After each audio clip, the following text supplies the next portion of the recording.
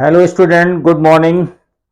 Titanium history की class में आप सभी लोगों का स्वागत है। My name is Sandeep Shrivastava. आज ऑनलाइन क्लास में ओसवाल के सैंपल पेपर को आगे बढ़ाते हैं। आज हम पूरा अनसॉल्व खत्म हो जाएगा आज के लेक्चर में, क्योंकि आज के सेक्शन डी की चर्चा करेंगे। सेक्शन डी जो है, जो कि हमने आपको बताया था केस बेस्ड स्टडी क्वेश्चन है। तो सेक्शन डी जो है केस बेस्ड स्टडी क्वेश्चन आते हैं, 3 आएंगे केस बेस्ड स्टडी क्वेश्चन, और तीनों जो है 4 मार्क्स के होंगे। तो कुल मिलाकर हो गए आपके 12 मार्क्स। और इसके बाद आज ही मैप की चर्चा करेंगे, वो 5 मार्क्स का होगा। तो सैंपल पेपर 2 जो है आज समाप्त कर देंगे। तो चलिए स्टार्ट करते हैं आज की क्लास में। केस बेस्ड स्टडी क्वेश्चन पहला उठाते हैं, 34 question.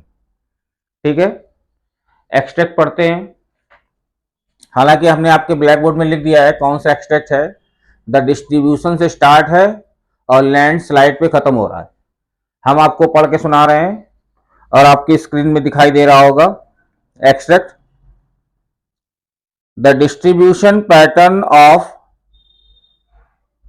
Railway network in the country has been largely influenced by physiographic, economic, administrative factors. The northern plains, with their vast level of land, high population density, and rich agricultural resources, provided the most favorable condition for their growth. However, a large number of rivers requiring the construction of bridges across their wide bed pose some obstacles. In the hilly areas, especially terrain of peninsular region, railway tracks are laid through the low hills, gaps or tunnel. The Himalayan mountains region too are unfavorable for the construction of railway lines due to high relief, sparse population, lack of economic opportunity. Likewise, it was difficult to lay railway lines on the sandy plains of western Rajasthan, swamp of Gujarat, forest track of Madhya Pradesh, Chhattisgarh, Odisha and Jharkhand. The contiguous stretch of Sahyadri could be crossed only through gaps or passes, means ghats. In recent time, the development of Konkan Railway along the west coast has facilitated the movement of passenger and goods in this most important economic region of India. It has also faced a number of problems such as a sinking of track in some stretches and landslides. तो ये मैंने आपको extract पढ़ा है, read किया है। इसमें बताया क्या गया है कि जो रेलवे नेटवर्क है, जो जिसका डिस्ट्रीब्यूशन जो कंट्री में है, वो इन्फ्लुएंस करता है इसको बनाने में। उसमें भौगोलिक स्थिति, आर्थिक और जो प्रशासनिक फैक्टर होते हैं उसको ध्यान में रखते हुए ये नेटवर्क बिछाया जाता है। नॉर्दर्न प्लेन, स्पेशली जहां पर पॉपुलेशन ज़्यादा होती है, जहां जनसंख्या घनत्व ज़्यादा होता है, जहां रिच एग्रीकल्चरल रिसोर्स होते हैं, वहां पर इसका विस्तार करने की ज़्यादा संभावनाएं होती हैं और वहां पर ही होता है। तमाम सारी नदियां requiring the construction of bridge, उसके ऊपर से ब्रिज बनाना पड़ता है, क्योंकि वो ऑब्स्टेकल्स आते हैं तो उसके ऊपर ब्रिज बनाए जाते हैं। वहीं हिली टेरेन में, हिली एरियाज में, खासतौर पर peninsular region, railway track are laid through the low hill, gaps और टनल, सुरंगों से होकर बनाई जाती है या दो पहाड़ों के बीच में जो दर्रा होता है, गैप्स होता है, उससे होकर ले जाई जाती है। हिमालयस एरियाज में, हिली एरियाज में the Himalayan mountain region are to unfavourable, और हिमालय भी जो है रेलवे लाइन बनाने में फेवरेबल कंडीशन नहीं है, क्योंकि कई सारे कारण हैं। वहां की ऊंचे ऊंचे माउंटेन्स, वहां की जो भौगोलिक स्थिति होती है वो रेलवे लाइन बिछाने के लिए अनुकूल नहीं होती है। दूसरी तरफ स्पार्स पॉपुलेशन होती है, पहाड़ों पर रहने वाली जनसंख्या कम होती है, इसलिए वहां पर जो है अपॉर्चुनिटी जो है, लैक ऑफ इकोनॉमिक अपॉर्चुनिटी कम दिखाई देती है। It is difficult to railway lines sandy plains, Rajasthan, western Rajasthan या गुजरात के दलदली स्थल स्वैम्प बोलते हैं, या मध्य प्रदेश, छत्तीसगढ़, उड़ीसा के या झारखंड के जंगली इलाकों में जहां जंगल फैला हुआ है, यहां पर रेलवे लाइन को बिछाना कठिन होता है। तो अभी हाल ही में देखा गया है, वेस्टर्न घाट के पास जो है एक रेलवे लाइन बिछाने का काम किया गया है कोंकण रेलवे ने, जो वेस्ट कोस्ट के किनारे किनारे बिछाया गया है, जिससे जो मूवमेंट ऑफ पैसेंजर है या गुड्स है, यात्रियों का आवागमन, सामान का आवागमन इकोनॉमिक रीजन ऑफ इंडिया में बढ़ रहा है। लेकिन कई सारे उसको भी प्रॉब्लम वहाँ फेस करनी पड़ती है, जैसे ट्रैक डूब जाता है, उसके ऊपर लैंडस्लाइड हो जाती है और जिससे आवागमन बाधित हो जाता है। तो ये पैराग्राफ को हमने आपको इंग्लिश में और हिंदी में समझाया है। अब हम ब्लैक बोर्ड में आप देखिए इसके क्वेश्चन और आंसर्स। आइए चलते हैं। पहला क्वेश्चन है, which is the most convenient mode of transportation in India. इसमें कहा गया है कौन सा ऐसा convenient mode of transport Bharat में है। तो सभी लोग जानते हैं रेल ट्रांसपोर्ट जो होता है most convenient mode of transportation in India है। सबसे अच्छा आरामदायक जो है वो रेल ट्रांसपोर्ट सिस्टम को माना जाता है, most convenient mode of transport माना जाता है। तो इसमें बच्चों क्या लिखोगे, रेल ट्रांसपोर्टेशन या रेल ट्रांसपोर्ट। दूसरा और एक नंबर का क्वेश्चन है तो एक ही पॉइंट लिखेंगे तो एक नंबर मिल जाएंगे, ज्यादा लिखने की आवश्यकता नहीं है। Analyse the physiographic factor that have influence the distribution of pattern of the railways in our country. आपको बताना है वो कौन से ऐसे भौगोलिक कारण है या फैक्टर्स हैं जो इन्फ्लुएंस करते हैं रेलवे को बिछाने में हमारे देश में। ठीक है, तो इसमें क्या दिया हुआ है, इसमें कई सारे पॉइंट आते हैं लेकिन आपको एक ही पॉइंट लिखना है क्योंकि एक नंबर का आएगा। The northern plains with their vast level of and high population density rich agricultural resources provide the most favourable condition for the growth of railway network. जैसा कि मैंने पैराग्राफ पढ़ाते समय आपको बता दिया था, जो नॉर्दर्न प्लेन होता है उत्तरी मैदानी इलाका, वहां पर एक बहुत बड़ा लैंड होता है, लेवल ऑफ लैंड होता है, जहां पर जो है जहां पर हाई पॉपुलेशन रहती है और वहां पर जनसंख्या घनत्व ज्यादा है, एग्रीकल्चर रिसोर्स ज्यादा है, जो रेलवे के विस्तार के लिए सहायक होता है, हेल्प करता है। तो जहां पर इकोनॉमिक एक्टिविटी ज्यादा होती है वो इलाका नॉर्दर्न प्लेन कहलाता है और रेलवे लाइन बिछाने के लिए सुटेबल होता है। तो इसका आंसर यही वाला होगा जो हमने बोला है, वो लिखना होगा। थर्ड नंबर है, which economic factor have largely influence the distribution pattern of the railway in India. कौन सा ऐसा इकोनॉमिक फैक्टर है जो बड़े रूप में इन्फ्लुएंस करता है रेलवे नेटवर्क को बिछाने में या डिस्ट्रीब्यूशन करने में भारत में। तो इसमें 2 नंबर का आएगा तो 2 पॉइंट लिखने होंगे। पहला पॉइंट है, there are several economic factor. वैसे तो बहुत सारे इकोनॉमिक फैक्टर होते हैं जो कि अफेक्ट करते हैं डिस्ट्रीब्यूशन और रेलवे में, जैसे कि स्टेट की फंडिंग। एक स्टेट की फंडिंग जो होती है, जो पैसा प्रोवाइड कराता है, प्लेज एन वाइटल रोल, वो एक बड़ी भूमिका निभाता है इसके लिए, इन the development of railways across the nation. Nation के अगर बाहर ले जाना है तो स्टेट की फंडिंग जो है उसके डेवलपमेंट में एक बड़ा योगदान देती है।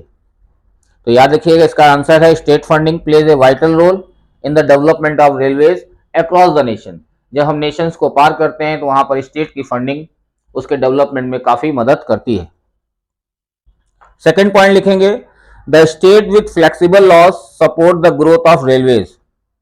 स्टेट के जो है लॉज जो होने चाहिए वो फ्लेक्सिबल होना चाहिए, उसमें उनके नियमों में कुछ लचीलापन हो, और लचीलापन होने से वो सपोर्ट करता है ग्रोथ ऑफ रेलवेज। अगर उनके कानून में कुछ नरमी होगी, कुछ लचीलापन होगा तो रेलवे के ग्रोथ में वहां पर काफी मदद करता है। तो इस तरीके से हमने 34 के तीनों क्वेश्चन बता दिए। दो एक एक नंबर के हैं और लास्ट वाला 2 नंबर का है, और उसमें हमने 2 पॉइंट्स लिखे हैं। ऐसे ही आपको एग्जाम में करने हैं। चलते हैं next case based study question की तरफ, और वो इस प्रकार है, आपकी स्क्रीन में दिख रहा होगा। There is a problem with such idea even before factories begin to dot the landscape in England and Europe. There was large scale industrial production for international market. This was not based on factories. Many historians now refer to this phase of industrialization as a proto-industrialization. In the 17th and 18th century, merchants from the town in Europe began moving to the countryside, supply money to the peasant and artisan, persuading them to produce for international market. With the expansion of world trade and the acquisition of colonies in different parts of the world, the demand for goods began growing. But merchants could not expand production within towns. This was because here urban crafts and trade guilds were powerful. These were associations of producers that trained craft people, maintained control over production, regulated competition and prices, and restricted the entry of new people into the trade. Ruler granted different guilds the monopoly right to produce and trade in the specific product. It was therefore difficult for new merchants to set up business in towns, so they turned to the countryside. देखिए क्या कह रहा है ये जो paragraph है, कह रहा है कि प्रोटो इंडस्ट्रियलाइजेशन क्या होता है। क्या मॉडर्न इंडस्ट्रियलाइजेशन से पहले भी व्यापार होता था? तो उसका आंसर है हाँ। तो इंटरनेशनल मार्केट के लिए माल बनता था, वो पीरियड प्रोटो इंडस्ट्रियलाइजेशन कहलाता है। उस समय जो काम मार्केट के लिए माल जाता था वो अर्बन से, कंट्री साइड से बनाकर भेजा जाता था, ज्यादातर हाथ से बनाया जाता था। तो उसके लिए क्या हुआ, जब अर्बन में अपनी अपनी जगह बनी हुई थी मार्केट, तो अगर कोई नया व्यापारी व्यापार करना चाहता है, इंडस्ट्रीज में आना चाहता है, तो वो अर्बन में जाने से कतराता है, क्योंकि वहां पर उसकी जो है पैठ नहीं बन पाती, वहां वो जम नहीं पाता, क्योंकि वहां से पहले से लोग बने हुए हैं, वो पहले से ही काम कर रहे हैं, वो नए लोगों को व्यापार में आने की अनुमति नहीं देते। तो उनका अपना मोनोपोली थी। तो मजबूरन ऐसे नए लोगों को काम कराने के लिए वो कंट्री साइड मानी विलेज एरियाज में जाना पड़ता था। वहां पर वो पैसा एडवांस में देकर काम करवाते थे, और इस तरीके से वो इंटरनेशनल मार्केट के लिए माल प्रिपेयर कराते थे, और तब उनको बेनिफिट मिल पाता था। इसी के आधारित एक पैराग्राफ ये दिया गया है। अब क्वेश्चन का आंसर ढूंढते हैं। क्वेश्चन क्या है और आंसर क्या कह रहा है। क्वेश्चन है, what do you mean by the term proto industrialisation. तो प्रोटो इंडस्ट्रियलाइजेशन माने मॉडर्न मशीन के आने से पहले भी जो इंटरनेशनल मार्केट के लिए माल बनता था, वो पीरियड यानी कि 16 और 17 और 18 का जो पीरियड है सेंचुरी का, वो हमारा पीरियड क्या था, प्रोटो इंडस्ट्रियलाइजेशन था। तो what do you mean by the term proto industrialisation. Proto industrialisation शब्द से आप क्या समझते हैं? तो इसका आंसर है, this was the period of mass production. ये उस समय का है जहां पर उस समय भी मास प्रोडक्शन होता था, बहुतायत रूप में माल बनता था। बिफोर इंडस्ट्रियलाइजेशन, इंडस्ट्रियलाइजेशन होने से पहले, where there was a prevalence of small scale industrial units where people of the community generally work together. और पहले प्रोटो इंडस्ट्रियलाइजेशन पीरियड में जो था, स्मॉल स्केल में इंडस्ट्रीज होती थी, इंडस्ट्रियल यूनिट होती थी, और वहां पर जो लोग थे जनरली कम्युनिटी के लोग आपस में मिलकर काम करते थे। ठीक है, तो उसको बोलते हैं, उस पीरियड को बोलते हैं प्रोटो इंडस्ट्रियलाइजेशन। दूसरा है, what were the some of the reason due to which the merchant face difficulties in increasing their production within the town. वो कौन से ऐसी परेशानियां थी जो हमारे मर्चेंट यानी व्यापारी जो थे सामना करते थे इन increasing their production within the town. Towns में अपना प्रोडक्शन इंक्रीज करने में वो कौन सी समस्याएं थी। शहर में, टाउन माने अर्बन में। तो यहां लिखा हुआ है the production and the trade were regulated by the powerful guilds due to which the merchant were not able to make a strong impact on the market. These guilds also received support by the government. देखिए production और जो trade था वो regulate किया जाता था वहां के पावरफुल गिल्ड। गिल्ड माने वहां के पहले जो मठाधीश व्यापारी हैं, जो बड़े स्तर के जो गिल्ड्स थे, यानी कि मर्चेंट ही थे, उनकी पकड़ थी मार्केट में। उनको यहां पर कहा गया है पावरफुल गिल्ड, जिसके कारण जो मर्चेंट थे वो वहां पर अपनी मार्केट में पैठ नहीं बना पा रहे थे, अपना इंपैक्ट नहीं बना पा रहे थे, क्योंकि वहां से पहले से बना हुआ इन लोगों का।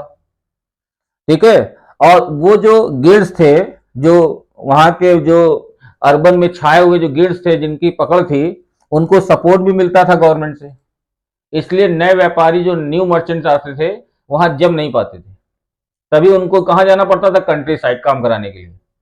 तो ये कुछ कारण हैं जिनके कारण क्या होता है, क्वेश्चन लिखा हुआ है ना, प्रोडक्शन वहां तमाम सारी प्रोडक्शन करने में तमाम सारी समस्याओं का सामना करना पड़ता था।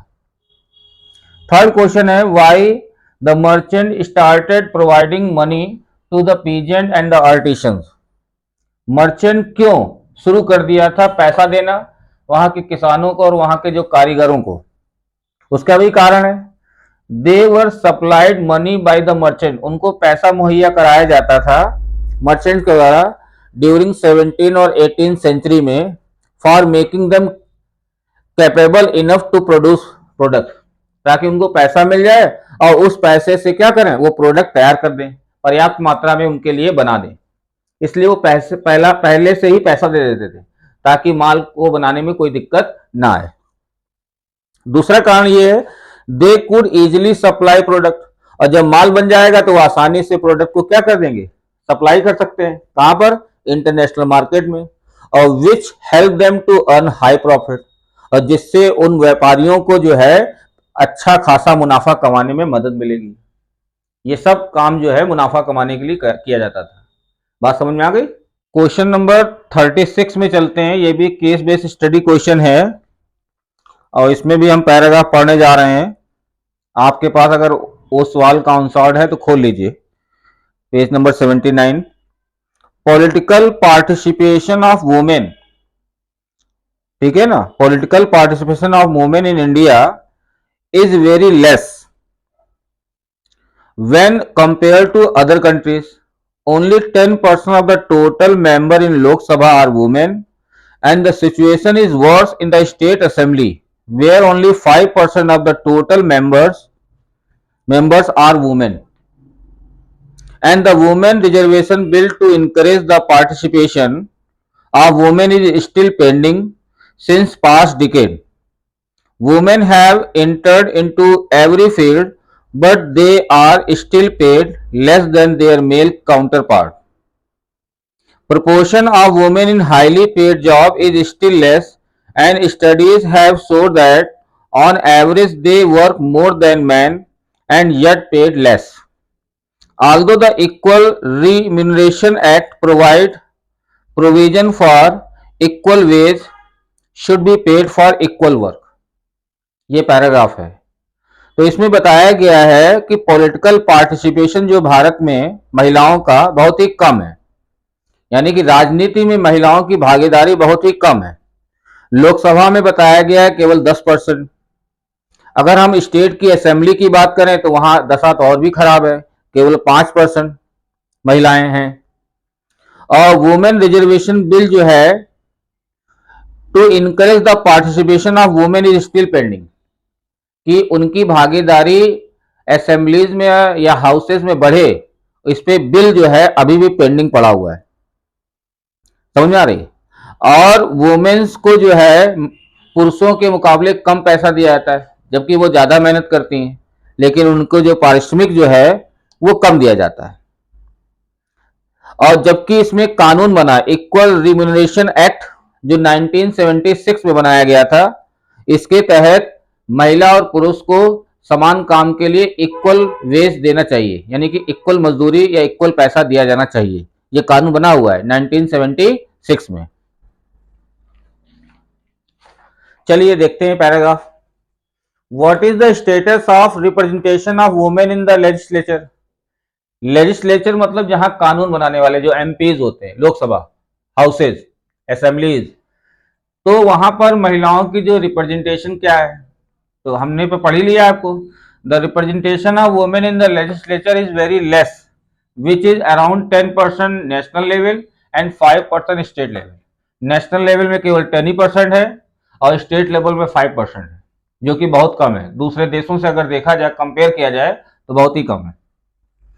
सेकेंड नंबर है what is the status of women reservation bill in India in the centre and the state legislature.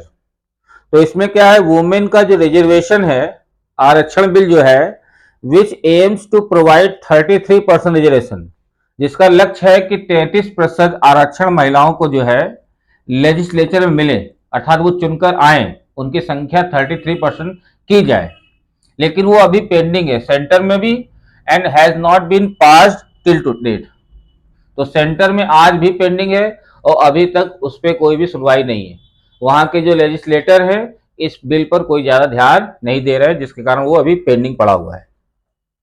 Third number question है what is the economic status of working women in India. काम करने वाली महिलाओं का जो economic आर्थिक status क्या है भारत में। तो वुमेन रिसीव लेसर सैलरी, महिलाओं को कम वेतन मिलता है पुरुषों की तुलना में। Has been kept away from the powerful position, अभी भी वो पावरफुल पोजीशन में आने से महरूम है, यानी कि दूर हैं, उनकी स्थिति अभी दूर बनी हुई है। दूसरा पॉइंट है strong initiative should be taken, कठोर कदम उठाने चाहिए ताकि to make the position of the women stronger in the work place, ताकि वर्क प्लेस में उनकी जो महिलाओं की जो स्थिति है, पोजीशन है, वो और स्ट्रॉन्गर हो सके।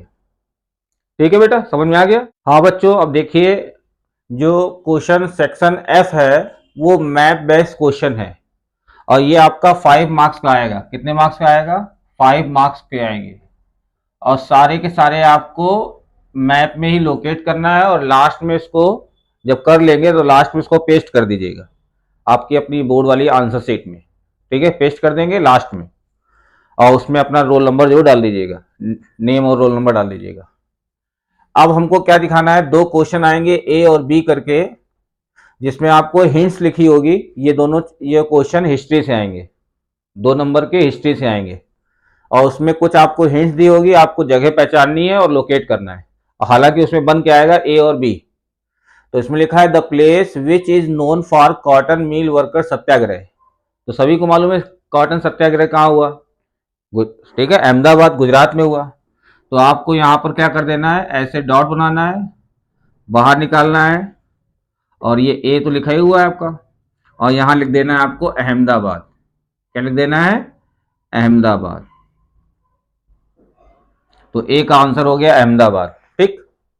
फिर the place where Congress session was held in September 1920।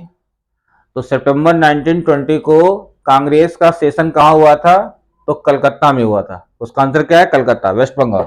तो आप इधर कहीं आएंगे तो यही कहीं पड़ता है वेस्ट बंगाल, यहाँ बी लिखा हुआ है और बाहर आएंगे एरो से और यहाँ लिख देंगे कलकत्ता। तो आपका बी वाला आंसर हो गया हिस्ट्री वाले। ये हिस्ट्री के दोनों आंसर हो गए, आपको 2 नंबर मिल गए। अब आपको 4 ऑप्शन आएंगे लेकिन आपको 3 ही चुनना है 3 नंबर के लिए। जैसे नरोरा क्या है? न्यूक्लियर पावर प्लांट है। नरोरा जो है न्यूक्लियर पावर प्लांट है, कहाँ है? यूपी में। तो यूपी यहाँ कहीं आता है, तो आपको ऐसे बिंदी बनाना है और इसको भी बाहर ले जाना है और यहाँ लिख देना नरोरा।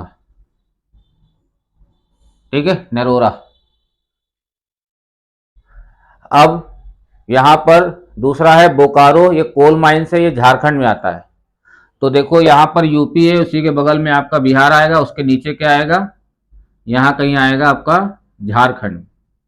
ठीक है, तो यहाँ लिख देना है आपको बोकारो और कहाँ है? झारखंड में। ये मालूम होना चाहिए, नहीं आपको मालूम ही नहीं है कहाँ पर है, तो ये मालूम होना चाहिए बोकारो है कहाँ, कोल माइंस है और कहाँ पर है? झारखंड में। छत्रपति शिवाजी, ये क्या है? छत्रपति शिवाजी जो है इंटरनेशनल एयरपोर्ट है और ये कहाँ है? मालूम है, महाराष्ट्र में, मुंबई में। तो एयरपोर्ट यहाँ पर बना देना मुंबई में, यहाँ कहीं, ये पूरा मुंबई ही आता है, इतना हिस्सा पूरा ये महाराष्ट्र ही आता है। महाराष्ट्र में आप कहीं भी लोकेट कर देंगे तो आपको मिल जाएंगे। तो ये आपका हो गया क्या, Chhatrapati Shivaji airport. Chhatrapati Shivaji airport international airport है, इंटरनेशनल एयरपोर्ट। ठीक है, तो आपका ये जो हो गया ए वाला हो गया, ये आपका वो तो पहले ही था, और आपका ये वाला बी हो गया, और ये वाला हो गया सी। तो 3 नंबर इधर के, 2 नंबर इधर के, तो आपके 5 मार्क्स हो गए। ठीक है, तो इस तरीके से सैंपल पेपर ओसवाल का सैंपल पेपर नंबर 2 पूरा कंप्लीट हो गया। ठीक है, अब आपको करना क्या है, इसको आप कॉपी में सॉल्व करिए पूरा पेपर और तैयार करिए और लर्न करिए। आज के लिए बस इतना ही। Thank you for watching this video.